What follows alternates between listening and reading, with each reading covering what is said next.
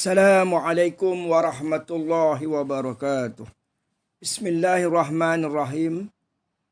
Alhamdulillahi nahmaduhu wa nasta'inuhu wa nastaghfiruh wa na'udzu billahi min shururi anfusina wa min sayyiati a'malina. May yahdihillahu fala mudilla lahu wa may yudlilhu fala hadiyalah. Asyhadu an la ilaha illallah wahdahu la syarika lah. Wa ashhadu anna Muhammadan abduhu wa rasuluh. Rabbi israh li sadri wa yassir li amri wa hlul 'uqdatam min lisani yafqahu qawli. Subhanaka la 'ilma lana illa ma 'allamtana innaka antal alimul hakim. La haula wa la quwwata illa billahil aliyyil azim. Amma ba'd. Alhamdulillah, subhanallah, Allahu akbar. Pertama-tamanya izinkan saya yang lemah, yang dhaif, yang hina, lagi banyak dosa ini. Mudah-mudahan semua dosa-dosa saya akan diampunkan oleh Allah Subhanahu wa taala yang Maha sempurna, Maha adil, Maha pengasih, insya-Allah. Moga-moga tuan-puan yang sudi mendengar kuliah saya, video yang ke-301 ini, insya-Allah mudah-mudahan dikekalkan dengan nikmat iman, Islam, hidayah, taufik, insya-Allah. Dan dimatikan kita semua dalam keadaan husnul khatimah. Sebelum saya menghembuskan nafas saya yang terakhir, boleh jadi usia saya tidak panjang, maka saya mengambil kesempatan pada malam ini untuk berkongsi satu tajuk supaya para pemimpin cerdik pandai, agamawan khususnya di Malaysia ini yang diamanahkan oleh Allah Subhanahu wa taala. Amanah apa? Amanah untuk menjaga agama Islam ini dengan sebaik-baiknya sebagaimana yang dikehendaki oleh Allah Subhanahu wa taala. Saya ingin menarik perhatian saudara-saudari, tuan-puan semua. Pada 5 Ogos 1994, Majlis Fatwa Kebangsaan di bawah pengerusinya Mufti Diraja Ahmad Tajuddin Abdul Rahman telah mengeluarkan fatwa mengharamkan Darul Arkam pimpinan Haji Asy'ari Muhammad setelah didapati oleh pihak jawatan kuasa majlis tanpa keraguan bahawa Darul Arkam adalah sesat lagi menyesatkan terhadap 10 aspek ajaran Al-Arkam yang dinilai oleh majlis sebagai menyeleweng daripada akidah Islam. Maka pada malam ini saya akan berkongsi 10 tuduhan yang ditujukan khususnya kepada pimpinan Al-Arkam, iaitu yang berbahagia mulia Ustaz Asy'ari Muhammad. Ini bukan cerita isu lama, sampailah ke peringkat Rufaqa, GISB dan seterusnya. Maka terhadap pertuduhan ini saya tidak berniat untuk menjawab panjang, tetapi saya nak bagi tahu matannya sahaja, kunci, keyword dia. Bagaimana 10 hujah ini adalah salah. Pertuduhan ini adalah tak betul. Dengan kata lain, ini adalah fitnah semata-mata. Kerana kalau kita merujuk kepada dalil-dalil Quran dan hadis yang terang, yang jelas, yang nyata, bahkan juga dari segi logik, dari segi tauhid dan dari segi realitinya, apa yang diperjuangkan oleh Ustaz Asy'ari yang berbahagia mulia, Ustaz Asy'ari atau Abuya ini tidaklah menyimpang daripada ajaran Islam yang sebenar. Baiklah, kita mulakan insya-Allah. Bismillahirrahmanirrahim. Yang pertama, pertuduhan yang pertama daripada Majlis Fatwa Kebangsaan 5 Ogos 1994. Kepercayaan bahawa Syekh Muhammad As-Suhaimi, pengasas aurat Muhammadiyah, akan lahir semula menjadi Imam Mahdi. Ini jawapan ringkas saja, jawapan panjang tu ada. Ini matan supaya kita mudah berfikir, insya-Allah. Jadi Syekh Muhammad As-Suhaimi yang disebut ataupun yang dianggap sebagai Imam Mahdi oleh yang berbahagia mulia Ustaz Asy'ari Muhammad ini sebenarnya gaib. Bila gaib, dia akan zahir semula. Bahkan Syekh Muhammad As-Suhaimi itu adalah seorang wali. Bila dia seorang wali, dia punya karamah. di antara karamah yang diizinkan oleh Allah Subhanahu Wa Taala, dia boleh ghaib. Dan bila dia akan zahir semula, itu adalah harus. Sebab apa? Bila dikaji dari segi nasab, semua bahan-bahan yang telah dikongsikan, segala macam bentuk dokumen, artikel, sejarah, realiti, sirahnya, kalau dibuat pengamatan yang jujur, maka Syekh Muhammad As-Suhaimi itu menepati ciri-ciri hadis, ciri-ciri Imam Mahdi yang disebut oleh Nabi Muhammad SAW. Jadi kepercayaan Syekh Muhammad As-Suhaimi sebagai akan zahir semula itu tidaklah sesat sebenarnya. Apakah bila kita anggap seseorang itu memang benar-benar Imam Mahdi, dia akan zahir semula? Jadi, terus kita kata sesat. Itu soalan besar tu. Boleh kita kata, kita dapat kajian, pengamatan berdasarkan kepada hadis. Tengok ada ciri-ciri sama, bukan lebih kurang. 100% sama persamaannya. Kalau kita timbang dengan adil, maka itu adalah Imam Mahdi. Maka Imam Mahdi ni dia akan zahir semula. Jadi siapa yang percaya itu adakah selewing atau sesat akidahnya? Saya rasa tidak. Itu yang pertama. Yang kedua, kepercayaan bahawa Syekh Muhammad As-Suhaimi telah bertemu Rasulullah SAW secara jaga di dalam Kaabah dan menerima aurat Muhammadiyah daripadanya. Jadi bila dia seorang wali Allah, lebih-lebih lagi dia dikatakan Imam Mahdi, maka bertemu Rasulullah SAW itu, sama ada di Kaabah di tempat yang lain juga, itu adalah diharuskan. Sebab kita ni yang menganut faham ajaran Ahli Sunnah wal Jamaah, memanglah yakazah dengan Rasulullah itu dibenarkan. Tak ada salah mana pun. Man ra'ani fil manam fasayarani fil yakazah wala yatamasal asyaitanu bi, rawahu Bukhari wa Muslim, hadis sahih. Jadi dia menerima aurat Muhammadiyah ni ada jawapannya. Bukan itu maknanya kita menambah-nambah ajaran agama. Bila Nabi Muhammad SAW dah wafat, maka bila dia bercakap, bila yakazah atau mimpi, bermakna tambah Nabi Muhammad itu tambah ajaran agama Islam. Bukan macam tu. Ini juga telah dijawab oleh saya dalam video-video yang berlalu. Bahkan ada lagi jawapan yang lebih lengkap sebenarnya. Jadi kita silap faham. Kita ingat bila Nabi Muhammad SAW memang dah wafat. Tapi bila kita mimpi dia atau beryakazah, menurut ajaran Islam tulen, menurut fahaman Ahli Sunnah wal Jamaah, tidaklah menyanggah pula. Bukan maknanya dia menambah-nambahkan satu ajaran baru yang keluar daripada Islam. Jadi kepercayaan bahawa bila Syekh Muhammad As-Suhaimi yakazah, maka itu dikatakan sesat. Jadi tuduhan ni berat. Dua dah boleh jawab dah dua ni. Yang ketiga, menambah kalimah syahadah dengan menyebut Syekh Suhaimi sebagai Imam Mahdi dan menyamakan status dengan 4 Khalifah Rashidin. Memanglah kalau dia betul Imam Mahdi, dia betul Khalifah. Itu kita kena faham. Dan itu bukan menambah kalimah syahadah. Asyhadu an la ilaha illallah wa asyhadu anna Muhammadar Rasulullah. Abu Bakar ni Siddiq. Rafa' Abu bukan Abah.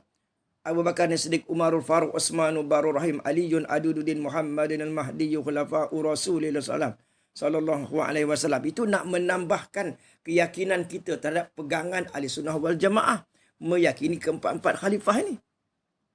Jadi Syekh Suhaimi tu kalau dia benar Imam Mahdi, memang dia Imam Mahdi lah.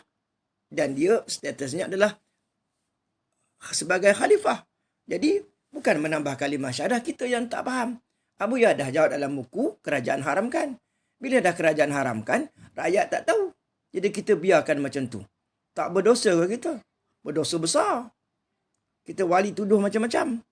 3 dah dijawab. Yang keempat, salah tafsir akan maksud ayat 3 surah An-Nisa dengan mendakwa hukum asal perkahwinan ialah dengan dimulakan dengan 2 isteri dan diikuti dengan 3 dan 4. Ini bercanggahan dengan ijma' ulama' mutabar tentang hukum perkahwinan. Sebenarnya fahaman Ustaz Asy'ari atau fahaman yang berbahagia mulia Ustaz Asy'ari Muhammad, fahaman Abu Ya tu memang kahwin dengan satu lah. Sekalipun nak kahwin 2 ke 3 ke 4, nikah tu kena satu dulu. Jadi sebenarnya pegangan dia yang sebenar-benarnya, pegangan Abu Ya tu bermula dengan satu lah. Nak kahwin 2 pun mula dengan satu. Mana ada orang kahwin sekali 2? Ini kita salah faham. Kita tidak berlaku adil. Itu jadi masalahnya. Yang kelima, dakwaan Asy'ari Muhammad, pemimpin Al-Arkam, bahawa dirinya bertemu dan berdialog dengan Rasulullah SAW secara jaga. Bila bukan Abu Ya saja, siapa pun boleh tak bertemu dengan Rasulullah? Boleh. Boleh tak beryakazah Rasulullah? Boleh. Boleh tak berdialog dengan Rasulullah? Boleh, harus. Harus. Maka kita janganlah merujuk kepada kitab-kitab Wahabi saja. Rujuk kitab Ahlussunnah wal Jamaah. Kita ni yang ada PhD, yang mengaji pondok, ngaji luar negara, ngaji sampai 10-20 tahun, takkan tak tahu hukum ni. Jelas terang lagi bersuluh. Ini orang bawa dalil Yaqazah, kita pergi berujuk pula kitab Wahabi. Mana aci macam tu? Jadi sebenarnya dakwaan ni bertemu dengan dan berdialog dengan Rasulullah itu tidak salah, tidak sesat sebenarnya. Kita yang tidak mengakuinya. Ini kena faham betul-betul. Jadi dakwaan ni ramai dah. Imam Suyuti, Imam Qurtubi. Jadi banyak dah mereka ni bertemu dan berdialog dengan Rasulullah. Takkanlah mimpi bertemu dengan Rasulullah, tak boleh dialog. Oleh dialog ajaran baru. Takkan Islam jumud macam tu. Ini kita kena faham ni. Yang keenam, ahli Al-Arkam terlalu taksub dengan pemimpin mereka dan mendewakan Asy'ari Muhammad dan pengikutnya percaya dirinya punya karamah seorang wali dan pembela. Bagi orang yang bercampur dengan Abu Ya bertahun-tahun, berpuluh tahun, mereka yakin Abu Ya itu seorang wali, seorang pembela Islam. Mereka bukan taksub dengan pemimpin, tapi sayang dengan pemimpin. Fanatik dengan pemimpin, ia boleh dibenarkan. Fanatik dengan kebenaran, fanatik dengan Allah Subhanahu Wa Taala. Sahabat-sahabat sanggup mati kerana Nabi Muhammad SAW. Ya, mati kerana Nabi. Nak mati kerana Allah lah. Mempertahankan agama, mempertahankan Islam, mempertahankan Nabi itu atau Rasulullah itu maknanya mempertahankan Islam lillahi ta'ala. Bukan mendewa-dewakan Asy'ari Muhammad. Semua orang tahu bahawa makhluk ni mana ada kuasa. Abu Ya tak ada kuasa. Imam Mahdi pun tak ada kuasa. Bahkan Rasulullah pun tak ada kuasa. Jadi mereka ni salah faham. Tuduh yang bukan-bukan. Jadi 6 pertuduhan ini secara matanya dah dijawab. Dah boleh tangkis dah hujah-hujah ni. Yang ketujuh, Asy'ari juga mendakwa Rasulullah merestui perjuangan dan ajaran Al-Arkam. Bila kita ni, tak usah kata Abu Ya, kita sendiri berjuang. Kita buat benda yang baik, benda yang memajukan Islam, tolong orang lain, bela Islam. Siapa yang merestui? Allah Subhanahu Wa Taala. Maka dia ambil satu ayat, Rasulullah merestui perjuangan. Jadi kita nak bagi orang keliru, kita nak menimbulkan satu konflik. Kita yang nak bagi masalah tu berlanjutan. Kita yang nak tuduh bukan-bukan. Bila dah Abu Ya buat kerja Islam, tengok sekarang jamaah dia seluruh dunia, 16 negara. Buat kerja apa? Kerja Islam. Ditunjukkan akhlak, ditunjukkan kasih sayang. Siapa yang restu? Allah Subhanahu Wa Taala. Bila Allah dah redha, kalau Rasulullah, Allah sendiri dah redha. Jadi kalau Rasulullah, patut sangatlah. Bila Allah dah redha, Rasulullah ikut je. Jadi bila kita mendakwa Rasulullah merestui perjuangan tu, memanglah kita ada mimpi wali. Nama dia wali, kita ni kuali. Ni wali ni bila bertemu dengan Rasulullah, habis Rasulullah tak boleh cakap, tak boleh menampakkan bahawa Rasulullah tu restu dengan perjuangan kita. Kita tengok sendiri mula-mula ukuran kita, Allah SWT. Macam kita semayang, puasa, kita tak buat dosa. Itu tanda isyarat bahawa Allah SWT insya-Allah redha dengan kita. Jadi ditambah-tambahkan nak dibuat satu benda yang kontroversi. Asy'ari mendakwa Rasulullah merestui perjuangan kita. Jadi semua ni adalah pertuduhan yang bukan-bukan. Yang ke-8, dakwaan yang Asy'ari Muhammad mempunyai sifat kun fayakun. Jadi maka jadilah yang dimiliki oleh Allah Subhanahu Wa Taala. Dakwaan ini dikuatiri menimbulkan syirik untuk dengan menyamakan Allah dengan makhluknya. Sebenarnya bagi orang-orang Abu Ya, jamaah dulu ke sekarang ni, tidak menyamakan Allah dengan makhluk. Allah senantiasa Allah. Dia tidak turun ke makam hamba, tak sama dengan makhluk, tak boleh dibayangkan. Kalau dibayangkan, difikirkan, dikhayalkan, itu mainan syaitan. Jadi itu semua orang tahu. Ahli-ahli pengikut Abu Ya ni tahu. Jadi sifat kun fayakun ni dalam hadis kursi, ya ibadi atini aj'aluka rabbani yang taqulu li syai'in kun fayakun. Bagi orang yang faham Ahlussunnah wal Jamaah, sekali lagi saya sebut, makhluk tak ada kuasa.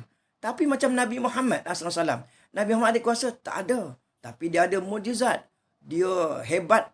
Doa dia, kekuatan dia, luar biasanya, akhlaknya, boleh scan, boleh tahu masa depan. Bukan kuasa dia, dengan izin Allah. Ada benda-benda perkara yang akan dia boleh tahu dengan izin Allah. Dengan izin Allah. Apa pun dengan izin Allah. Jadi apa masalahnya? Bukan sifat kun fayakun tu ada pada manusia yang makna sifat tu tersendiri. maknanya Abu Ya ada kuasa yang tersendiri, karamah yang tersendiri, kuasa sendiri. Itu boleh, itu memanglah syirik. Tak ada orang faham macam tu pun. Jadi ini yang dikatakan tuduhan. Jadi tuduhan ni telah dijawab. Itu basic tu.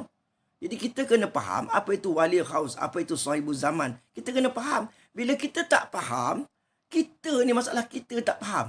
Jadi kita cuba membesarkan satu isu yang kita ni menyempitkan kefahaman kita, merujuk kepada buku-buku banyak fahaman Wahabi. Sebab kita nak escape, nak lari daripada kenyataan. Yang ke-9, Al-Arkam gagal untuk mematuhi undang-undang Islam negeri dan enactment dan undang-undang bertulis berkaitan, enggan mematuhi fatwa dan hukum yang dikeluarkan oleh ulama Ahlussunnah wal Jamaah yang muktabar serta mengabaikan nasihat dan arahan ulama dan mufti negeri. Adakah mereka ini ulama Ahlussunnah wal Jamaah yang muktabar, yang mengambil jawapan-jawapan daripada kitab-kitab Wahabi, fahaman Wahabi?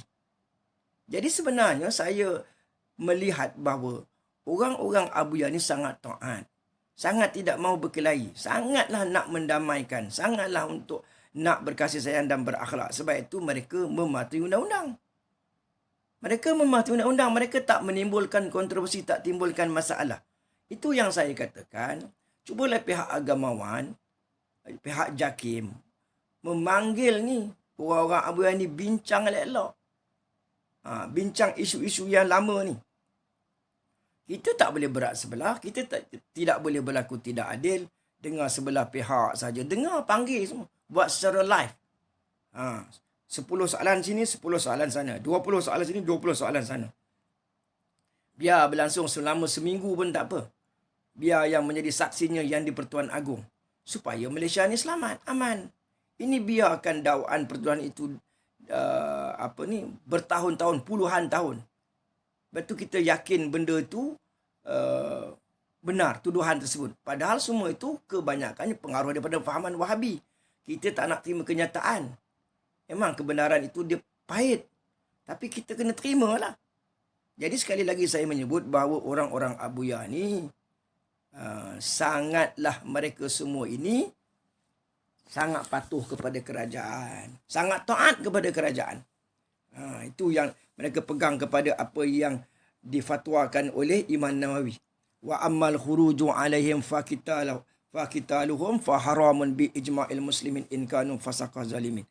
Adapun rakyat bangun memberontak melawan pemerintah yang zalim sekalipun hukumnya haram. Mereka tak lawan kerajaan. Mereka tengok sampai sekarang restoran. Mereka memberi kerjasama kepada pemimpin-pemimpin, kepada NGO, kepada orang Islam yang bukan Islam. Mereka semua baik, bagus je, tak ada apa masalah. Ini kita kena faham. Kemudian Asy'ari mendakwa dirinya adalah berketurunan Arab Bani Tamim, sedangkan menurut fakta dia adalah keturunan Melayu Bawen.